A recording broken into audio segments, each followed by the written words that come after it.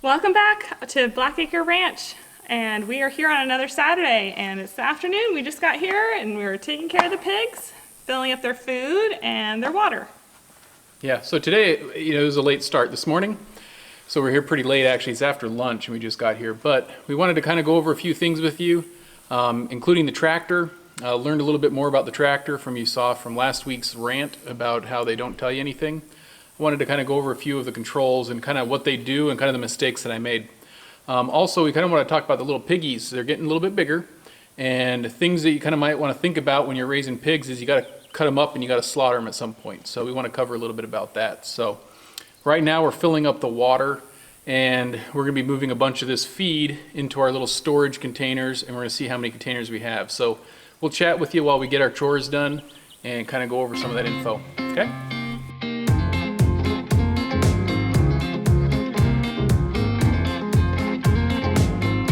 So our pigs right now I think are 13 weeks old, and they're probably around 70, 80 pounds, I think, if I can go by the daily gain. Anytime you're gonna get pigs and you're gonna kill them eventually for food, you gotta think about when you're slaughtering them and where you slaughter them. Pigs are like any other animal. They can get slaughtered at USDA facilities. You gotta move your hand. A USDA facility is one that allows you to be able to sell your processed meat, put your sticker on it, and sell it anywhere you want in the United States. So those are ideal. Besides a USDA facility, you can do state processed facilities, I believe is what they're called. They're state inspected. The ones that you call that, you can process your meat and sell it, but you can't sell it under a private label or anything. You can sell whole or half hogs. Figuring out, well, where could I go? Because I have heard that pigs, just like any other animal that gets butchered, has to get a time slot. You kind of reserve it, and there aren't that many, but it's not like going to Walmart. So there's only so many facilities around, especially if you want USDA facilities. So you need to call in advance and schedule your time slot, like you're getting your haircut done, and get your piggies down there. And some things to think about with this is we don't want it during deer season, because everybody's processing deer. Luckily, our pigs hit 26 weeks, the middle to the end of October, which is before deer season. So I called a couple places, and I got on the USDA site and figured out where they're at, and there's 7 in North Texas, I believe. 2 of the places wouldn't call me back. Another couple of them just said, they don't know. They'll have to get back with us at some point, and I've never heard back from them. A couple others had dates that they could give me, but they were booked up for over a year on their processing. So I couldn't get in until summer of 2021. My pigs are going to be chunky big by then, and that's way too far for us to go ahead and do that. I'd have obese piggies. Call early. So in my calling around, I found one place, and it's 3.5 hours away, that is a USDA facility that would process my pigs. So I thought, okay, well, I guess I got to do that. Out of all 7 of them, I found one. So I'm like, okay. And then I thought, these processing places have a time in which you have to drop them off. So they are out 3.5 hours away, and they want me to drop it off between 7:30 and 9 in the morning, which means I have to drive from DFW to the ranch, which is over 2 hours a little bit, load up pigs, drive them 3.5 hours away between 7:30 and 9 a.m. It ain't happening. All right, so we are not doing a USDA facility butchering. So I got back online and took off the USDA facilities and said, I just want some meat butcher. And so I found a state inspected one that I think he's about an hour away, and they let me drop it off anytime before noon on that date. So we are going to go ahead and have a state process. Now that means we are going to have to sell our hogs whole and half. Which means anybody who's looking for a hog, a red wattle, nice meat, pasture raised, we're going to be selling them around October. And the way that this works is we drop the hogs off. People who are interested have let us know beforehand, put down a deposit, that they're going to get either a whole or a half hog. We give the information to the butcher. The butcher takes your information, which we give them, just your name and phone number, and then they call you up to decide what cuts of meat you want. Smoked, cured, whatever it is. Do you want more pork chops? Do you want more sausages? Do you want hot dogs? Whatever it is you want. Do you want a ham, no ham? And then that gives you the freedom to go ahead and do this. So right now, initially, we're gonna just do whole and half hog sales. So if you're interested in a hog, let us know, text us, call us, Comment Facebook below. message us. You can even put a comment down below. Anything, just let us know. We're gonna be reserving officially probably starting August, and we're only a couple weeks away, so if you want to get on the early bird list, let us know. Okay, so while we're loading this stuff up, I wanted to talk a minute about different options of how to feed your pigs and store your feed. As we have now gotten to a bulk feed, which we were really hoping to help on our costs for our pigs, there's different ways of storing that. Maybe one of the most obvious things to think about would be the silos, which are really huge. So the problems maybe with the silo would be you've got to get that food all the way up to the top. So that's some sort of conveyor belt, ramp system, a big enough truck to haul that over to then conveyor it up. And then once you have it in that, you have to be able to transport however much feed as you let some out to your animals. So I think long term, of course, the silo sounds great. Looking forward to that. Are we there yet? Nope. Okay, another option for figuring out a feed storage would be like one of those pull behind trailers that is a feed cart. And you can keep that in the pen with them and you can just trailer it around, which holds more feed than that bag over there holds. And so that's a great thing too. We can just buy a ton at once, well, 4 tons at once, and then we can just migrate it around for them and keep the feeding areas varied, which would be great too. So this sounds great. Again, we're not quite there, partly because the cost. We can't find those feed carts for less than $3,000 for a used one. That's not the money we're ready to invest into this project right now, but it's definitely a good option. Okay, so the option we ended up going with for feed storage, as we've gotten that big bag, we can't just leave it like that, would be these barrels. And on like the buy sell trade sites that are out right now, I'm able to get barrels for like 30 bucks for a nice secured one like this, metal with a secured lid. And again, this is the first system we're starting in. It gives us plenty of room to keep progressing and changing things as we need, but it's definitely a good way to get us started. So we're trying to fit this 2,000 pound feed from the big bag into our barrels. And we really aren't sure what we're gonna get as we keep using this. We've got 8 of these black barrels. We were, from our calculations from using the previous feed, okay, that should be about good. However, this is not as dense, and so it's taking up more volume for the weight. So we really don't know if this 8 barrels is gonna be enough. I might have to go get a few more barrels.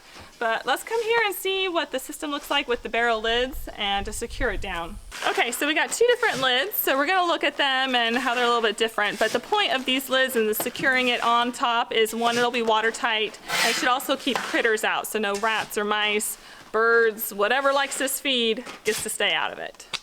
So there's always a metal lid that fits right on top. Don't get too close. There you go. So there's a metal lid, it fits right around top, and we have a ring that fits around it nice and snug. Okay, now we have a metal ring that fits around it snug. Now we've got 2 holes here, and we've got a bolt that's gonna go through and a nut, and it's gonna crank down and keep that tightened up.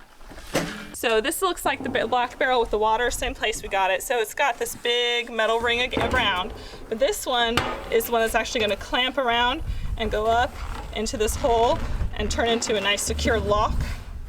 Whereas, again, the one with the bolt's just gonna be more tedious to get in and out of. So we're happy we have something secure to take care of our food here while we're not here and keep all the critters out and have it for our pigs.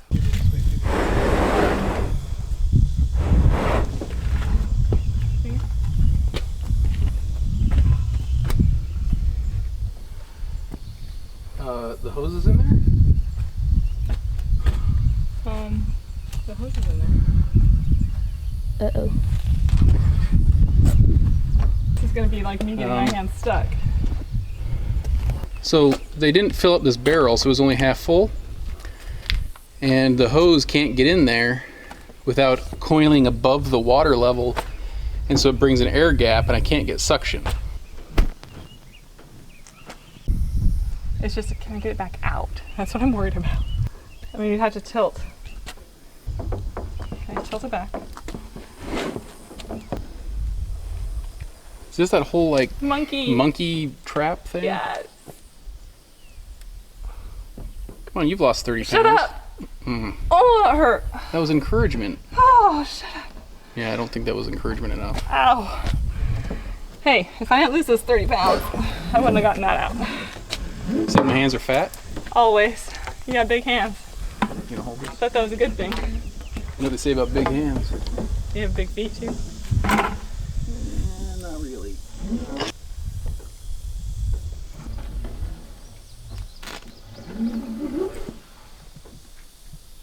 Ah, you prick.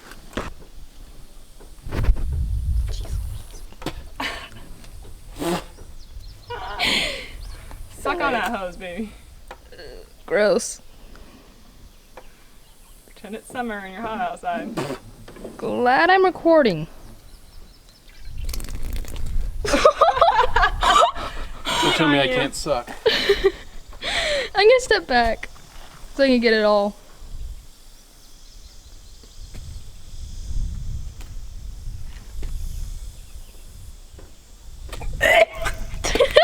That's how it's done, folks. Yeah, baby. So gross. That's how it's done. That's how something's done.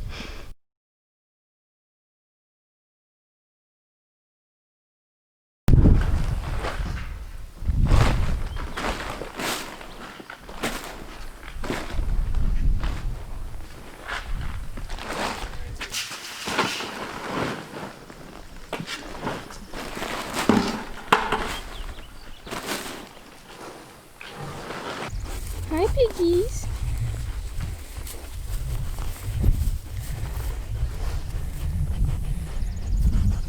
You looking for more of the bread?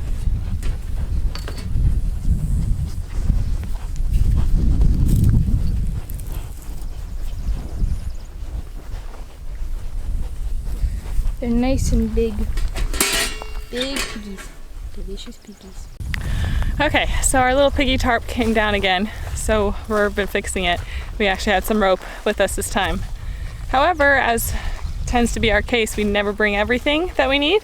So this is going to be our tool to try and cut our rope. I figured that was camera worthy. Let's see how it goes. It's cutting. Hey, that has been the tool of the day. Made lunch and cut the rope. So this time we actually had the tarp rip up here where Nathan had tied it. So we had to take a little more extreme measures, re-tie up the whole seam, and we're going to tie up this front flap now and get it to work. Okay, so we're trying to get a size on these pigs. How Three many? of my feet lengths. 3 of them? Yeah, and a little over. A little over 3 of Jeff's foot, which is what, size 12? Oh, look at that little piggy feet poking through from the other side. So they're trying to cool off in the shade. We have a good breeze going and some good dirt. But these are Big pigs. these are sure getting big. We say that every time, and maybe that's the fun of not being here every day. We sure like seeing how big they're getting. All right, here with the green tractor. I did some research this week. So since I was ranting last week about them not giving me any instructions on how to use this tractor, I started reading through the manual, looking up some other people who are giving instructions. There are some YouTube places that kind of give some instructions, and that's where I get some of this information from, but also just looking at the manual. There are 3 different types of drive mechanisms when doing a tractor. I call them, in my non-professional way, old school. Then there's a power reverser, which is this way, and then there's the hydrostatic, which is not like a CVT, but just transmission, but it's just pretty much it's just all fluid controlled. You go forward, back whenever you want, and that's just all it is. You don't select gears. So let's just jump in this one. I'll kind of illustrate what this is in relation to some of those older school tractors and some other systems, And then you can kind of see what this one does and kind of how it works and some of the mistakes I made when I mowed. All right. The key goes down here. You turn it on like a diesel, just normal glow plugs. You have your left, which is the clutch, and your brake, which is the right. You'll notice that there are 2 brakes, and there's this lever between them. The lever allows you to, let's see if I can get a better view of that. The lever combines the 2, so when you press one pedal, they both go down. You can flick the pedal lever out. Let's see if I can get it for you. Like this. Now when you depress the left only depresses. Or you can depress the right, and the right only would depress over there. So if you pick the right pedal, it brakes the right rear wheel, the left rear wheel. So if you need to make a hard corner, you can brake the right wheel by hitting that brake, and you'll make it a sharper corner turn. Something that supposedly happens. Right now I'm not too worried about that. I'm barely handling it, just driving it. So I leave it closed. Like this, so that way I don't have to worry about it. This little orange is the gas pedal. You can use that, or you have the option to use this throttle here. So you could just with your right hand here while you're driving, just leave it right down here. Increase throttle, decrease throttle, that changes your RPMs. You can otherwise also use that as a gas pedal. Just push it down and it springs back up. To my left is this knob here. This is a range selector. This selects what gear range you're going to be in. And it goes A, B is forward, C is down, and this is neutral. You'll get gears 1 through 4 in this case with whatever lower speed A is, or 1 through 4 in a higher gear range, or 1 through 4 in an even higher gear range, C. So C's fast, A is really, really low. All right. Over here is your gear shift. And you can see that there, 1, 2, 3, 4. There's a park, which it's in right now, and then there's a neutral. So in a car, typically you just depress the clutch, go gear 1, 2, 3, 4, no big deal. The tractors are actually geared really low that when you get in, you turn it on, you select, you select your gear range with the clutch depressed, then you select what gear you want to be in, and in the meantime, you're still actually in neutral on this power reverser because the power reverser is in neutral. You just lift it up and push it forward, and then it'll start going, or you go backwards. Okay, that's actually kind of a little bit different than a car. On a standard old school type system, you would have the clutch, and they often have, I guess, a gear stick right here that you go through all the different gears. They would still have a range selector on the left, like on this on my left, but then you'd have your gears you go through. And anytime you needed to shift between first to second, or second to third, or any of those other gears, or to whatever it is, you had to stop with the clutch depressed, put it 1, 2, 3, or 4, and then let out the clutch and then go forward. You can't shift while you're moving. All right. Then they've come out with this style where I can actually shift while I am moving 1 through 4, which is nice, which is an improvement. The added option on this one is this power reverser. So what would normally happen is if I'm going forward and I want to shift to second or third, I depress the clutch, drop it down to second or third, or go up to fourth, no big deal. Keep in mind it is still geared so low you could start out in fourth, no problem. So you don't have to shift, you can just pre-select it. But when you have loader work or things that are done at very low speeds, this power reverser allows me to keep it in whatever gear I'm at, in whatever range I'm at, and I just pop it up and move it forward, and it's no longer in neutral, it goes. If I want to stop and go in reverse, I pop it back through neutral, pop it to reverse, and now I've got reverse like that. So it just goes forward and back. I just have to move this lever. So that's the power reverser. It's very, very handy when you're doing a lot of loader work. Stops you from having to stop, push the clutch in, and then go to reverse, which on this, it doesn't have it, right? So that's what a power reverser does. A hydrostatic is on these subcompact tractors. Now these are different in the sense that it has just a pedal that goes forward and a pedal that goes rearward. That's all it does. So if you want to go forward, you press the forward pedal. If you want to go backwards, you press the backwards pedal. That's all you have to do. So those are very simple. You don't lose a lot of power through the transmission with that, but they are generally, I think, just on the really, really small tractors, the belly mowers, those kinds of things, tractors. So anyway, this is my thing for the loader, my joystick. That tilts down if I go that way. It goes down if I tilt this way. If I tilt it back, it lifts it up. If I tilt it to the left, it curls it up. That's what that is. Now, there's controls down here. If I remember right, those are what I used for the batwing. And what I did wrong is when you lift it up this way, it goes down. When you go down, it goes up. There is a neutral setting which allows it to float. It's a float. And if I put these all the way forward and to press it into that, now the hydraulics are free floating and it allows the batwing to move down and up. But if I don't have it in that, then it leaves it set at that standard. So when I was actually at that position, when I was actually mowing, I didn't have it all the way forward. I didn't know there was that thing existed. So it didn't flex, and that's kind of what I did wrong.